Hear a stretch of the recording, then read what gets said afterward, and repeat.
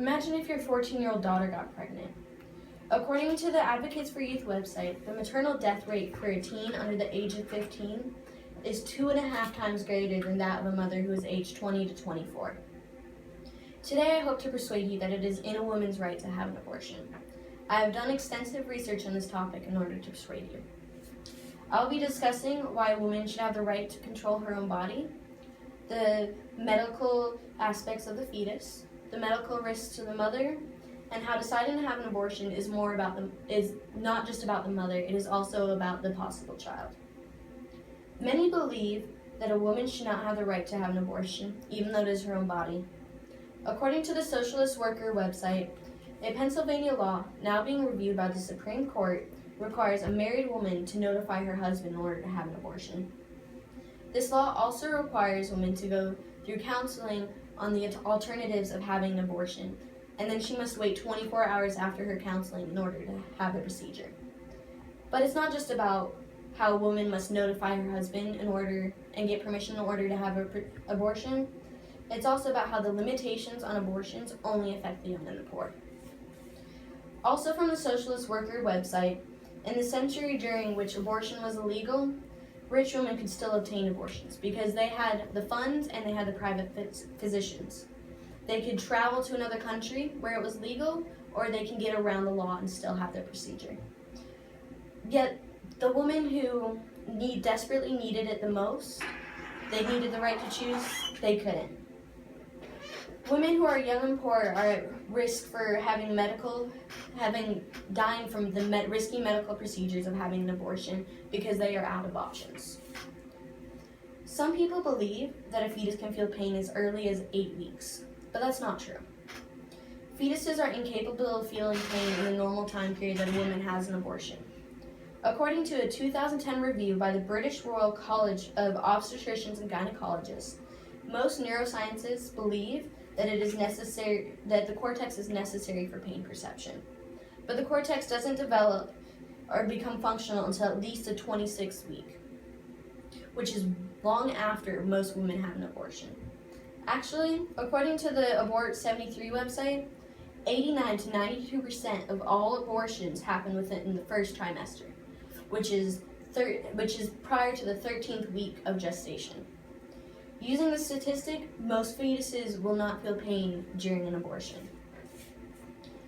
But beyond the matters of the fetus are the medical risks to the mother. Medical risks for having an abortion are a lot lower than they used to be due to medical advancements. 1 in 100 women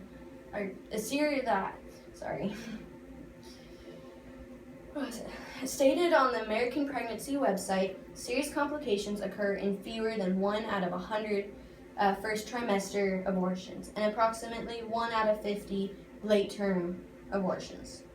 Abortions are also much more thorough than they used to be.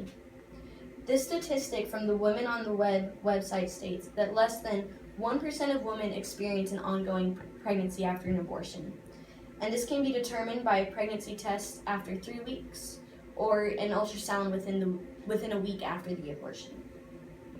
Abortions are far less risky, and there is more of a risk from dying from childbirth than there is from dying of an abortion. Having an abortion isn't just about the woman, but it is also about the child. The life of the possible child needs to be considered. From the Social Work License Map website, unlike children who are adopted, a child who turns 18 while in foster care is essentially on his or her own. Each year, about 20,000 children who have spent some portion of their lives in foster care are aged out of the system. They reach 18 and all of a sudden they are out on the world all on their own with little or no preparation. But what if you decide you want to keep the child?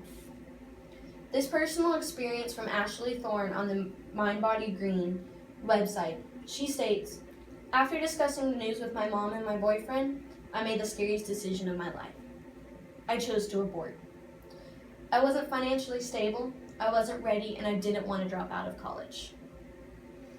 Sometimes a woman isn't ready to have a child, and she can't provide the life that that child deserves. But sometimes neither can foster care. Choosing to have an abortion is extremely difficult, and women realize this, and which is why it should be her choice, because they consider every aspect of what can happen.